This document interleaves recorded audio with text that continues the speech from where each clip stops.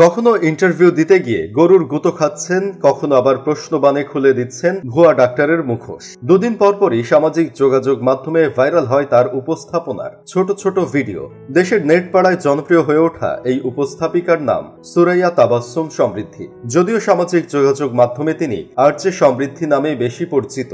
জনপ্রিয় উপস্থাপিকার জন্ম ও পড়াশোনা রাজধানী ঢাকায়। Motijheel government girls high school থেকে এসএসসি পাশের পর ঢাকা সিটি কলেজ থেকে তিনি উচ্চ মাধ্যমিক সম্পন্ন করেন। এরপর Bangladesh university of professionals BUP থেকে দুর্যোগ ব্যবস্থাপনা বিভাগে স্নাতক ও স্নাতকোত্তর সম্পন্ন করেন এই মেধাবী তরুণী। বাংলা রেডিও 90.52-তে রেডিও জকি হিসেবে যোগদানের মাধ্যমে কর্মজীবনে পদার্পণ করেন সমৃদ্ধি। ছোটবেলা থেকেই উপস্থাপনা, কবিতা আবৃত্তি ও অভিনয়ের মতো অতিরিক্ত পাঠ্যক্রমিক কর্মকাণ্ডের সঙ্গে যুক্ত ছিলেন তিনি। সেই সূত্র ধরে রেডিও জকি হিসেবে নতুন এক পথে পা বাড়ান সমৃদ্ধি। বাংলা রেডিওতে আরজে হিসেবে দীর্ঘদিন সফলতার সাথে কাজ করে চলেছেন তিনি। সেই অভিজ্ঞতা কাজে লাগিয়ে পরবর্তীতে তিনি রেডিও ৭১ ও রেডিও টুডেতে কাজ শুরু করেন। রেডিও স্টেশনগুলোতে একজন আরজে হিসেবে নিজের প্রতিভার প্রমাণ দেন সমৃদ্ধি তাবাসসুম। ফলে অল্প সময়ের মধ্যেই রেডিও অঙ্গনে তিনি বেশ জনপ্রিয়তা অর্জন করেন। রেডিও জকি হিসেবে পরিচিতির সুবাদে ইলেকট্রনিক মিডিয়ায় জায়গা করে নিতে তেমন একটা বেগ পেতে হয়নি তাকে।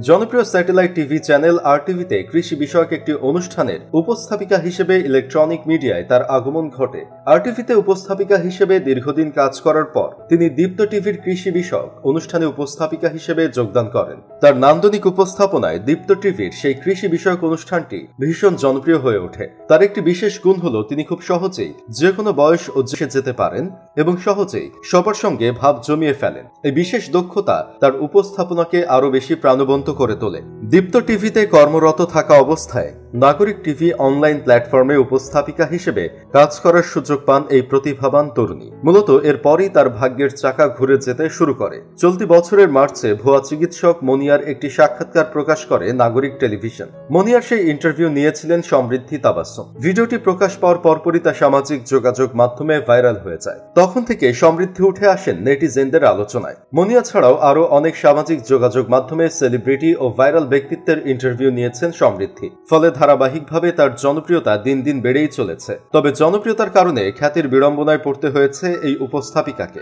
মুঠোফোনে পেয়েছেন মানহানির হুমকি। তবে সেসব তেমন একটা গায়ে মাখান না এই সাহসী তরুণী। বর্তমানে দীপ্ত টিভি, নাগরিক টিভি ও জাগো এফএম-এ দক্ষতার সাথে উপস্থাপনার দায়িত্ব পালন করে যাচ্ছেন উদীয়মান এই উপস্থাপিকা। মেধা ও গুণের মিশেলে সমৃদ্ধি যেন এক কথায় বিউটি উইথ ব্রেইনের একটি চমৎকার উদাহরণ। প্রিয় দর্শক, কেমন লেগেছে আজকের ভিডিও সেটা অবশ্যই কমেন্টে জানাবেন। আজ এ পর্যন্তই। আবারও আসবো নতুন নতুন সব তথ্য নিয়ে। শেষ পর্যন্ত সবাই ভালো থাকুন, সুস্থ থাকুন। Thanks for watching.